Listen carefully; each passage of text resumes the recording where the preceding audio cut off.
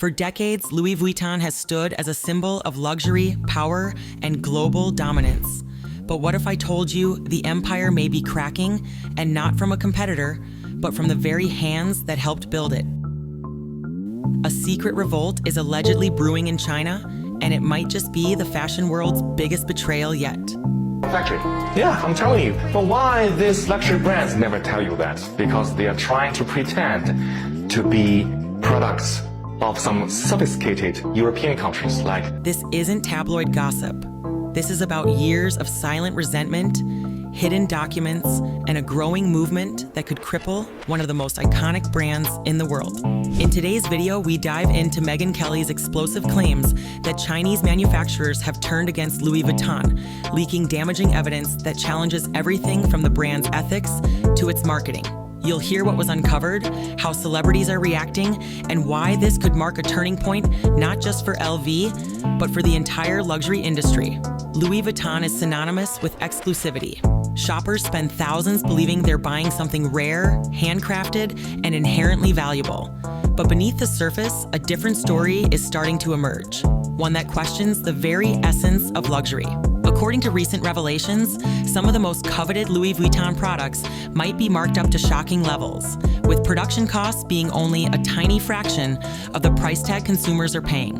Megyn Kelly shared that what you're really buying isn't necessarily superior quality, but branding and social status. For instance, a bag that retails for over $5,000 might cost under $500 to manufacture, including materials and labor. And many of those materials, they come from the same Chinese factories now allegedly leaking damning information about the brand's inner workings. If true, this not only undermines the prestige of the label, it changes how we view the entire luxury fashion industry.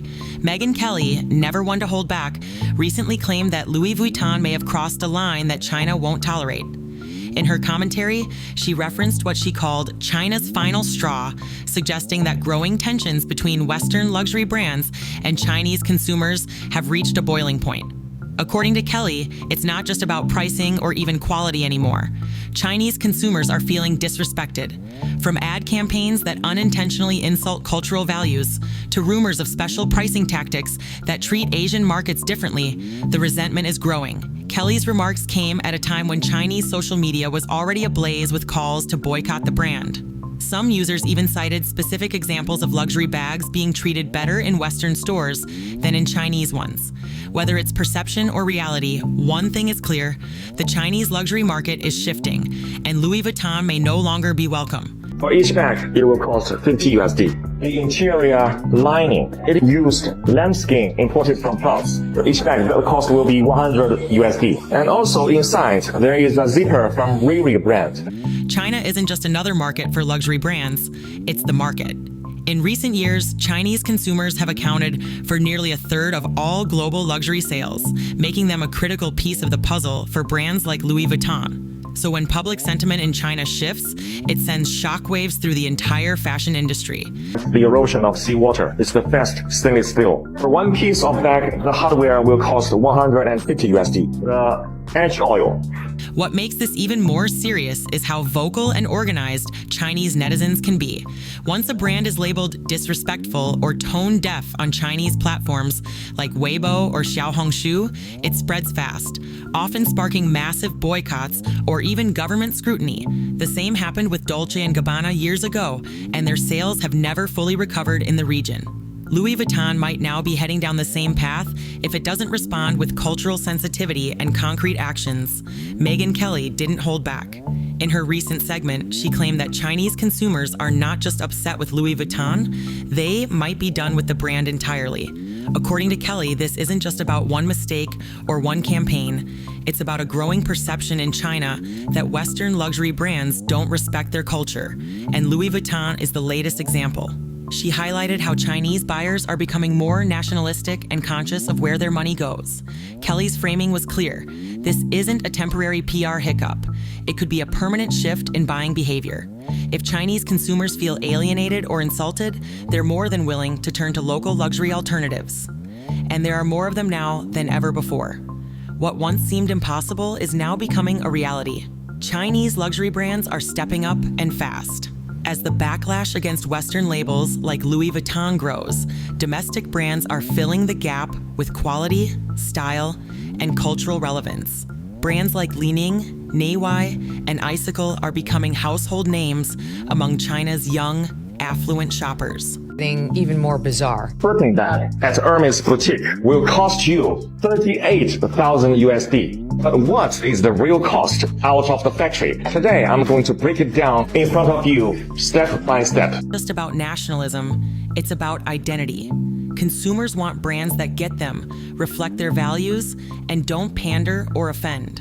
And right now, Louis Vuitton is struggling to do that. If these Chinese labels continue gaining ground, the balance of global luxury power could shift. And that's what makes this story so urgent. If Louis Vuitton loses its grip on the Chinese market, it won't just be a local problem, it'll ripple through the entire luxury industry.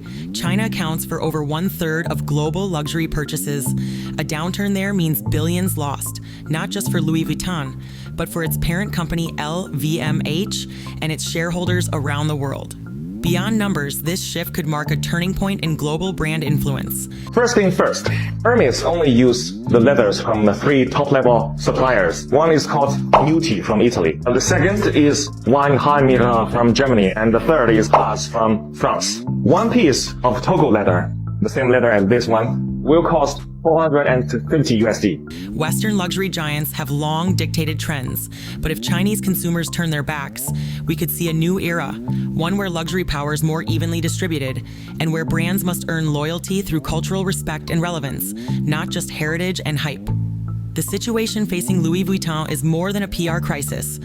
It's a test of resilience, adaptability, and relevance in a world that's changing fast. Doubt. Why? A slowdown and a contraction in the global luxury market. About 50 million people either opted out or were forced out of the luxury market over the past 2 years.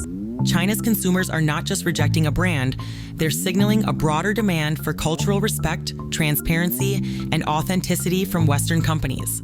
And unlike past decades, when backlash might have been dismissed or diluted, today's consumers have the power to reshape industries overnight. Quality issue, it's luxury brand washing. Hermes, you guys, it's time to show off your factories. No, I don't want to wait to go on YouTube and watch a beautiful documentary. Show them off right here on TikTok. Let the world see. Okay, get like China. You gotta be ghetto about it. Just let people know. As for Louis Vuitton, the road ahead is uncertain. They could double down and try to reclaim their status with aggressive marketing and limited edition collaborations, or they might retreat, allowing Chinese luxury brands and global competitors to fill the vacuum. Either way, what happens next will set a precedent not just for fashion, but for every Western brand hoping to thrive in the East. This isn't just about handbags or logos. It's about who controls the narrative in the global luxury market. And right now, for the first time in decades, that power may be slipping from Europe's hands and landing squarely in China's.